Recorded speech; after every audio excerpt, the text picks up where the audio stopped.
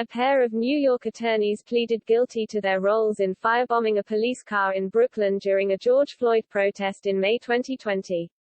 The pair face stiff sentences under a terrorism-related sentencing provision. New York attorneys Aruj Rahman, 32, and Columfit Mattis, 34, pleaded guilty in a Brooklyn federal district court to a single count of possessing or making a destructive device, Reuters reported. Prosecutors said Rahman threw a gasoline-filled bottle into an empty police car during a protest over the death of George Floyd in Minnesota. Rahman then fled the scene in a minivan driven by Mattis.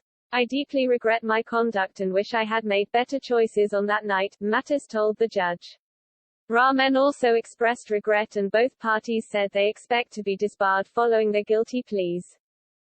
The duo faced up to life in prison before prosecutors offered a plea agreement in February, Breitbart News reported.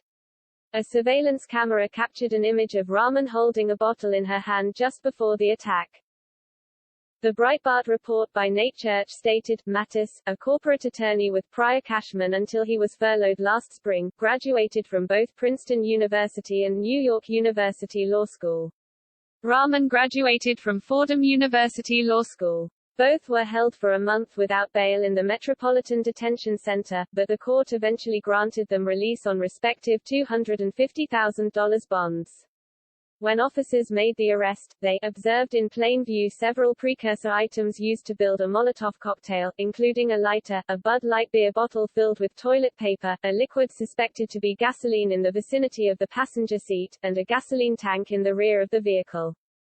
Following their plea, U.S. District Court Judge Brian Cogan set a sentencing hearing for February 8, 2022, Reuters stated.